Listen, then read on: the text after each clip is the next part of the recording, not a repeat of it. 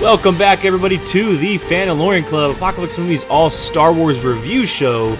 Not just show, but our review show. We are focusing on reviewing content in the galaxy far, far away. That includes movies, television, comic books, novels, who knows, but we are focusing on the Clone Wars as we have the last 7 weeks. We are on episode 7 of season 7, the back half, unfortunately. Third episode in what's called the Ahsoka Walkabout Saga. The Asaga, as I termed it a few weeks ago, just randomly. But I'm not the only one who's going to be diving in this episode today. I am joined solo by the Grand Admiral Sino, Brian Avellino. How are you doing, sir? Doing well. How are you? I'm good. I'm ready to talk some Clone Wars because I was waiting for the hello there. But I know from Jacob. Yeah, unfortunately he can't join us this week. Things going on in the world, and he's got to deal with some family stuff at the moment. But he would definitely be back next week to talk the Clone Wars. Our transponders couldn't reach him in the. Yeah, no Skype this week. Skype this week. But yeah, so A Dangerous Debt is the title of the episode, and once again, it's following Ahsoka, Trace, and Rafa. I always want to say her name starts with an F for some reason. Rafa. Well, there's an F in it. Yes, exactly. And so the last episode we had talked about last week, how we enjoyed how the episode left us on a cliffhanger. It felt very Clone Wars-esque. It felt like one continuous story was being told, and it kind of left us in a place that we were looking forward to. What? I hiccuped. Oh, okay. Right when you said that. And I will say this, just getting initial thoughts out of the way, I thoroughly enjoyed the episode. I really did. Yeah, I agree. I will say that at the moment, keeping the Bad Batch stuff out of these three, it by far feels the most Clone Wars we have gotten yet. I will completely agree with you on it. Any other quick thoughts before we kind of get into some spoilers territory? I kind of felt like it was like, all right, finally. Like, finally we're doing something. We're trying to escape in a gun battle or something, and I'm just like, we're not just literally following. Like, it's so telling the Ahsoka walkabout. Like, I feel like that's all she's been doing, is just walking about. And now I'm like, all right, we got a little action going on. Now things are picking up a little bit. Yeah, I'm with you. And I think a lot of that has to do with the fact that they left us on a cliffhanger last episode. It just continued the story, and that's a lot of the time that's exactly what the original Clone Wars episodes did, because they were in 4-episode arcs as similar to this. It felt very like it was a Clone Wars episode. Yeah, 100%. Chasing and then leaving you on a cliff. Well, what I liked about it is that, which is very Clone Wars, and I'm going to say that a lot this episode, but Clone Wars episodes are typically so busy. Yeah, they're very busy. There's a lot of stuff going on, whether it's just about one character or a dozen different characters. There seems to always be a lot of different things going on, and we were following these three characters, but they were never in the same spot. They started in a prison, they broke out of the prison, they escaped the building they were in, they went down to the city, and then they had this big old chase, and then they went back into prison. So they were always moving, and obviously characters move around, but it was just kind of a constant pacing thing, and I really enjoyed it, and it was fun. Was stationary. Exactly, and there were a lot of nods to old stuff. Obviously, we can talk about the very beginning of the episode as we begin our breakdown. The reveal of why Trace and Rafa don't like the Jedi, or the Topsiders as they call them. They tell that harrowing emotional story about their parents and how their parents passed, and how that it wasn't exactly the Jedi's fault, but it happened with them there, and from their perspective, it was their fault because they think it could have been handled differently. Yeah. Just quickly, while I'm talking, I'll mention I love the callback to a story we saw in the series with Zero the Hutt. And it could have been about any character. Yeah. But they mentioned Zero the Hutt, and they also mentioned Cad Bane, which is awesome because Cad Bane is a beloved Clone Wars character. They didn't mention him by name, but they said the alien with the red eyes, which is just obviously we know. Yeah. And we also got mention of Luminara. That's her name, correct? Who is not namesake. But they said a beautiful green creature. A light screen A light green creature in dark robes. And with piercing eyes or something like that. That's literally her. And Barra Sophie's master. She was only in a handful of episodes, but then she also made the voice appearance in The Rise of Skywalker. And so they're using her heavily lately. Well, yeah, and she was in Attack of the Clones at one point. She as most of them were. Yes, she does light her lightsabers. So that scene, it's funny. Those two female voices, I feel like we keep hearing a lot more. That's what I'm saying. They keep using them more and more, which I like because it now makes that scene more important instead of just kind of like, who were those two voices? Exactly. So like, I'm all for that. I love that because that was almost kind of one of my complaints with that scene was because I was just like, why did we use those two? Like they have zero to none connection, and I appreciate now that they're tying simple things like a little mention to Clone Wars. Yes. Even just that little bit makes that scene that much more important. So, yeah. Sorry. Yeah. No, you're fine. You're fine. It's about the scene. Yeah. I just wanted to mention that, I love, I guess it's a weird way to explain it, but, it makes me feel for them more the way they explain what happened. Because we the last 2 weeks we've been harping on the fact that we weren't sure how we felt about Trace and Rafa. Yeah. We weren't sure about how we felt about their characters and how they kind of fit into it, and whether or not they were going to be important, if it was just about them being there for Ahsoka's walkabout or whatever, but them telling the story. We knew something had happened. We knew that. But now that they kind of go to this depth and they reveal it, it brings more to the characters, in my opinion, and I have a different perspective on them now, the previous two episodes, than I do on top of this one as well. And I also love they kind of they peppered in those callbacks to recent things that we know and love, like Cad Bane, like Illuminara, like a Zero the Hutt, and those stories we saw before. So, and that was in the first, literally the very first scene of the episode, which is really cool. Yeah, at least the first 5 minutes. Yeah. And I agree with you because we all are suckers for the nostalgia of it. Yes. So, anytime you're going to, give us a tease where we can go, oh, I know that person. It's fun because, people that are new to it are probably not going to pick up on something. But us that have watched it, some of us have watched it dozens of times. I wouldn't say dozens. Okay, a couple. I've seen a couple episodes dozens of times.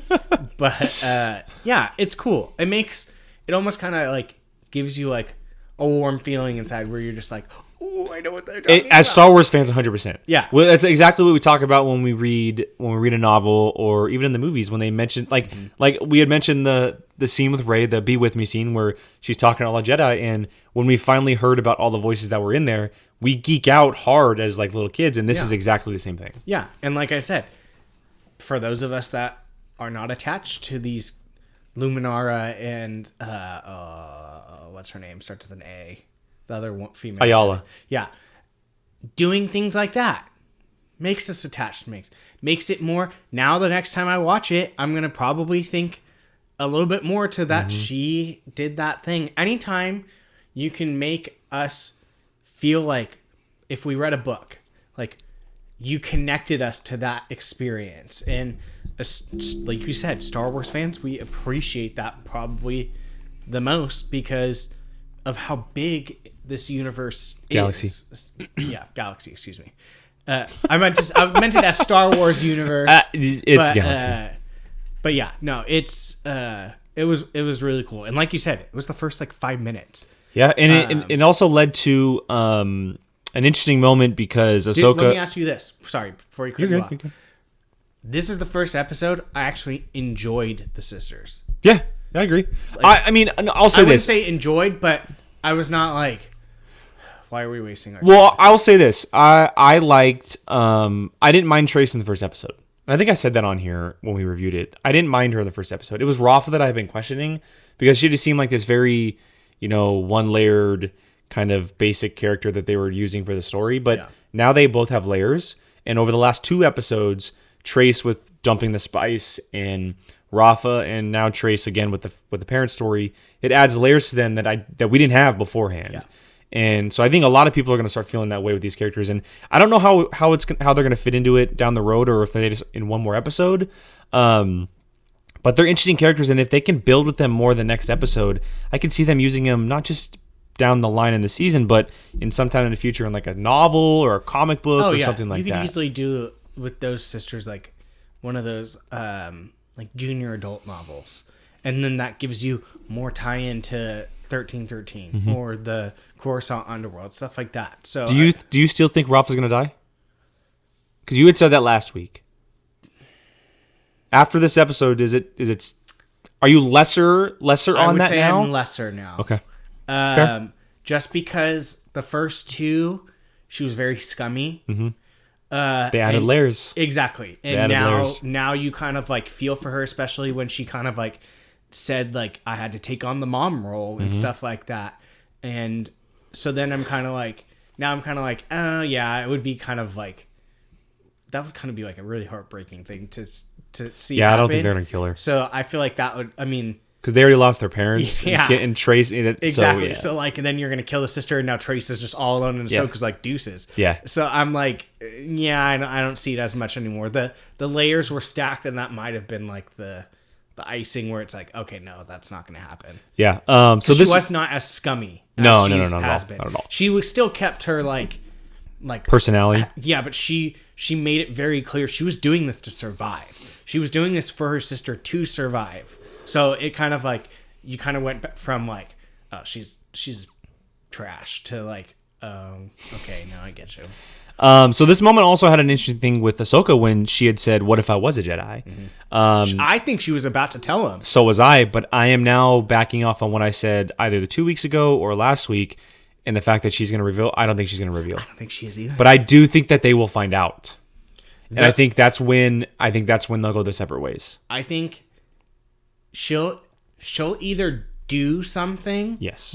Because she's almost been caught doing. I mean, she did it way more this episode than she has the past two. Like twice was like that. She literally said when she jumped, she goes, "That's not normal." And so like, whereas Trace is more scatterbrained, so she doesn't pick up on it, I think, as much.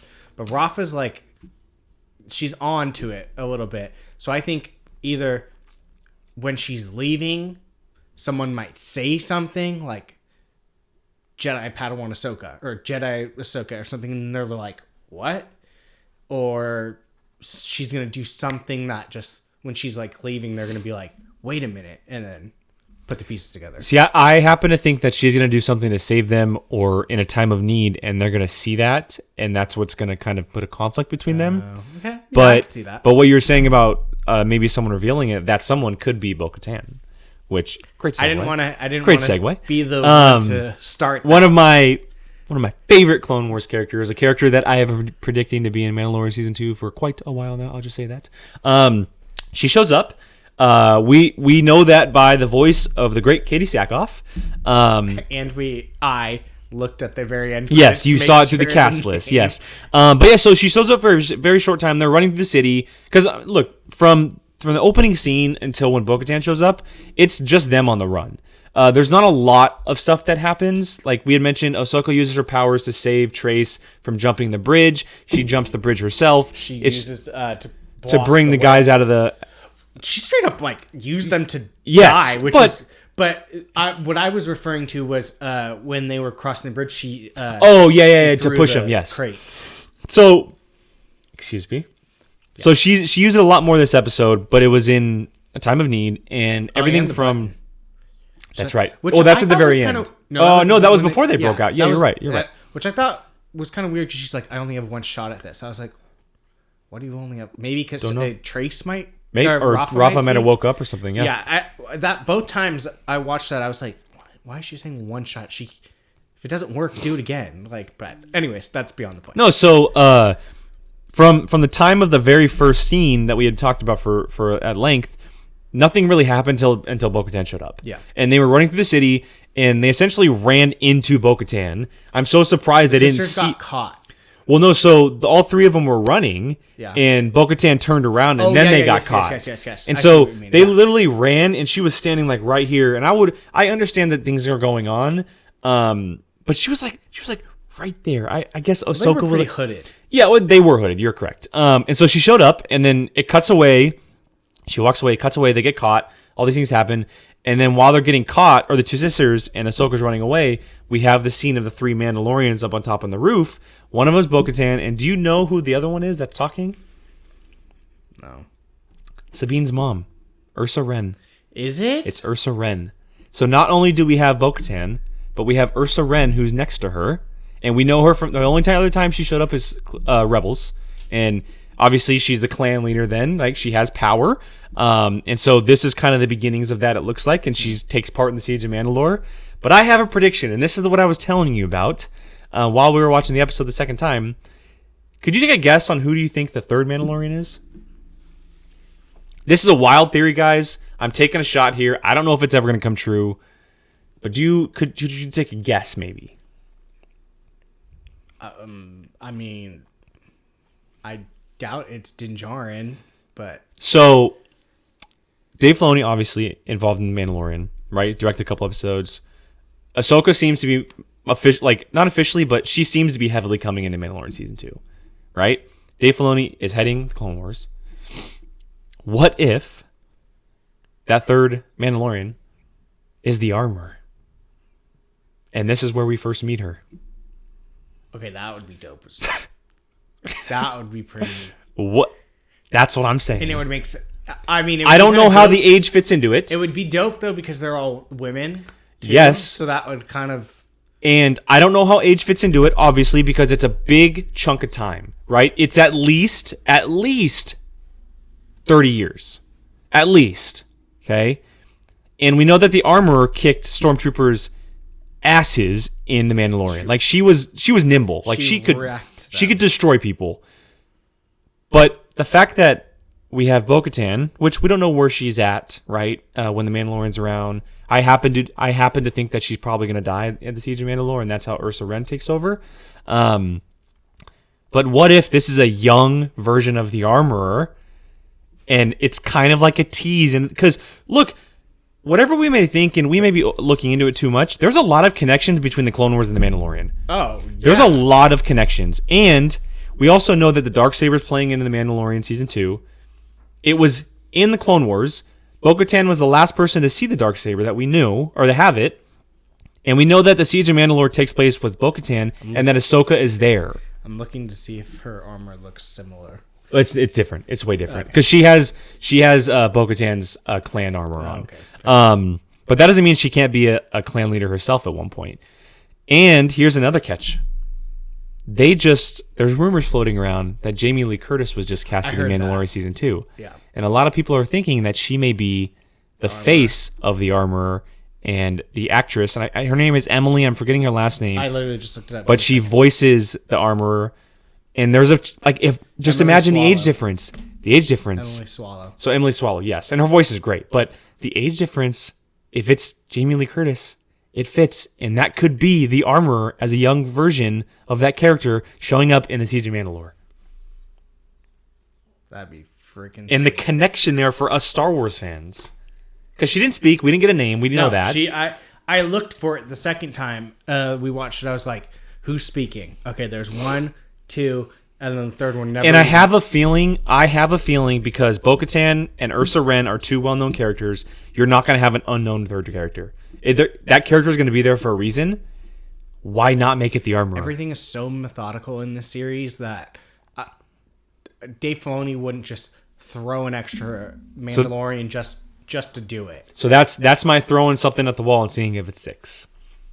You should have seen him when he was watching it. He was like this. Bo-Katan, Ursa Wren, and the Armorer, the 3 of them leading that clan. Holy crap, dude. And it would make sense because, right, we're going to begin the Siege of Mandalore. She knows about the Siege of Mandalore and the Mandalorian. She talks about it. She acts like she had been there. She could have been one of the ones that peeled off when the Mandalore... Exactly, and she took her own little clan, or maybe she was gifted a clan or something, her and Ren kind of separated and took them both different ways. Bo-Katan could literally just be like, you need to take them and go hide. And I have a feeling, we'll get into this later on down the year when we talk about the Mandalorian Season 2, but I have a feeling that we're going to get the Siege of Mandalore in live action via a flashback of the Armorer telling us about it.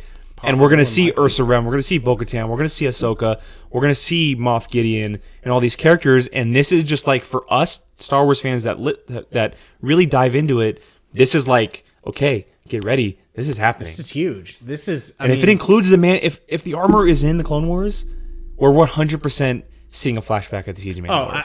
Absolutely. If we find out that character is in one of these, it's a lock. It is an absolute lock that she will show up. The story will be either told or some type of flashback or something will come from the Mandalorian. Something. Because they're going to be months apart from each other. Mm-hmm. So, I mean, it's going to be probably fresh in our heads still. Not to mention, the Siege of Mandalore is like one of the biggest things for Star Wars fans. Like, well, it's the second purge in the Star Wars history. Yeah, they call it the Mandalorian Purge. Yeah, it's huge. It's literally one of the like most important things for us. So, I mean, if you can find a way to connect that to something else, people are going to lose their mind. And dude, I want to see more. I want to see more of the armor in action. That's all. She is. Oh my god. She is so awesome. And I hope we don't know what happened to her at the end of season 1, but I hope she's back in present day in season 2. But if we get her in animation, like that's so cool. That's so cool. She fights. And maybe fights Emily again with her. Emily Swallow voicing her too, dude. If it's I know that voice. If I hear that, I'm gonna lose my mind. And they don't name her, but we hear her voice. I told you I was gonna blow your mind. Yeah. Now I'm like, well, I'm sure there's a reason why she didn't say something. I'm sure there's he's not gonna put any more Mandalorians than he needs to put anywhere. Mandalorians are always strategically used in anything he does. So he's not just going to... I mean, you could have been totally fine with just those two. Those two are big enough names. Those two are important enough. Why is there a third one? Mm-hmm. My thoughts exactly. Oh, this is so fun. See, now... I need...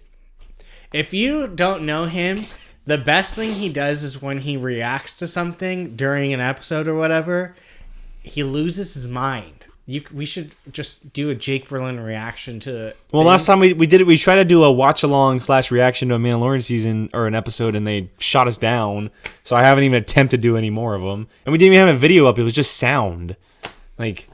So I mean, I would love to do Clone Wars reactions, but it seems like YouTube is being so strict about it. Unfortunately, maybe we can just do certain parts. It's like when White Ahsoka. Remember White? You captured that video of White Ahsoka? Oh, I have forever saved in my Snapchat memories him going like this when she came out and at the end of Rebels. Which and I have a theory about her as well, and we'll get into that later on. This man and his theories, and the worst part is they're usually right. 25 to 50% of them are right, and then way more than that. I'm like a 75%er. You throw out a lot of theories. I'm like a 75%er. I'm a 75%er. There's no use fighting. Just give it. We'll give him the 75%. But he does nail things accurately. If you nail this one, especially with Ahsoka and the Mandalorians, yeah, dude.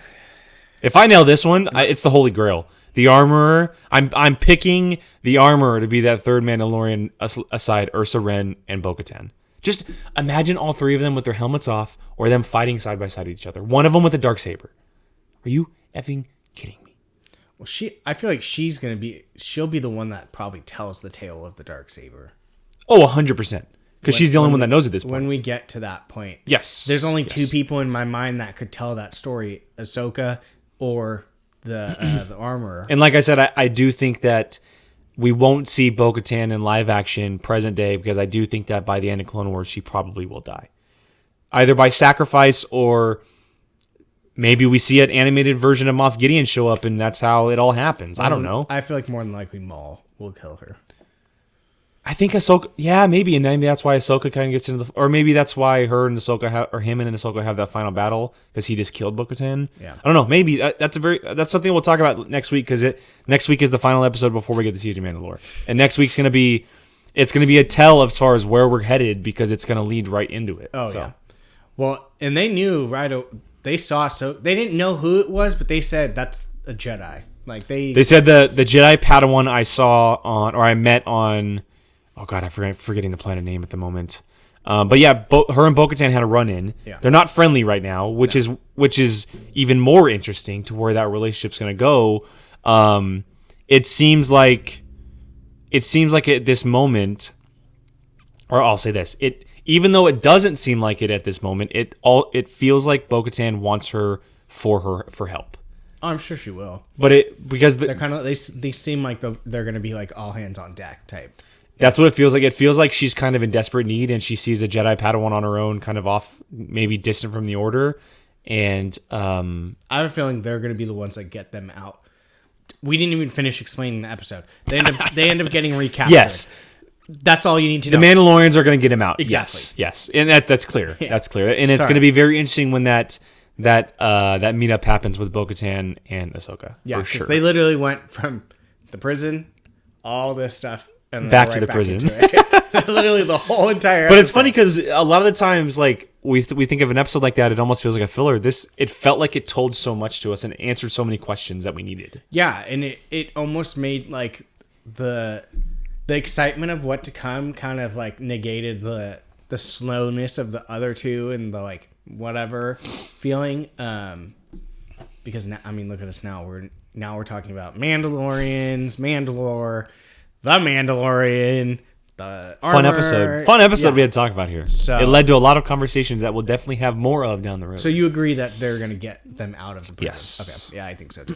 I think it makes sense. Yeah. There's no other way really. What other character could show up? The character is already there that we're looking for. You know that and how the she's not gonna do the exact.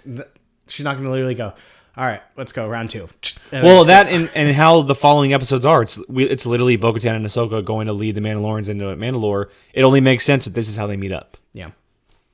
Well, my theory was wrong last week that it was going to be Hondo. Yeah, that would have been awesome though.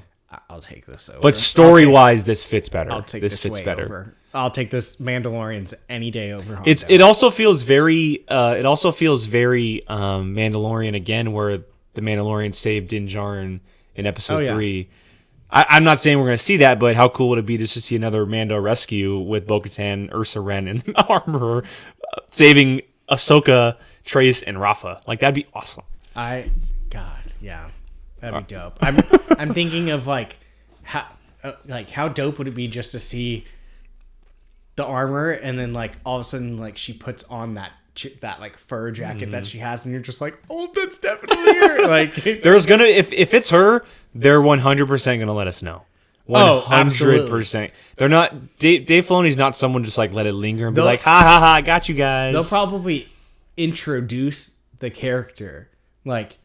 But the thing is her name's not the Armorer. We don't know what her name is. I know. That's what I'm saying. I feel like they would probably be like, this is whatever her name is. Might not show her face. Well, they can't. But technically they can't. Well, I mean, we've seen Bo-Katan and Sabine's mom. Yeah, which is I wonder if it's just by clan. It's got to be a clan thing. I think it's more or less just so that way we can have a face to. So interesting. I don't know. But yeah, I mean, if you could even like. You don't even have to show her face. You can literally just be like, this is blah, blah, blah, blah. And then like something that ties it to like either the planet she's from or maybe something to the Mandalorian. Just enough for us to... The voice. That's all you need. Yeah. And obviously the cast list at the end of the episode in the credits. Yeah. If you have Emily Swallow voicing her, we know she's the Armorer. Yeah. So... but I guess we'll find out next episode and the episodes after that. So hopefully you guys enjoyed this episode of the Fandalorian Club. We got into some deep cuts in the Clone Wars episode. Those damn episode Mandalorians get us going every time. Episode 7 of Season 7, Dangerous Debt. Again, this is all on Ahsoka's Walkabout. And so make sure you guys let us know what you think down below in the comments, whether you're on audio or video. We would love to hear from you guys on what you think of the episode and our episode, our thoughts, theories, predictions, anything we had discussed here. Make sure you guys leave us some thoughts down below. You guys can find us on YouTube, on audio, Anchor, Apple, Spotify, on Twitter, Instagram. Just search at Apocaflix Movies, search the name of the show, The Fandalorian Club, and you guys will find us there. Check out some cool t-shirts. We have a Fandalorian Club. We just didn't watch it wear today. And so variety. Yeah, we have a lot of them. Jake puts up too many. We can't afford all of them. I know. Sorry. So, Mr. Brian Avlicino, I am Jake Berlin. This is The Fandalorian Club. Thank you guys for joining us, and we'll see you guys next week.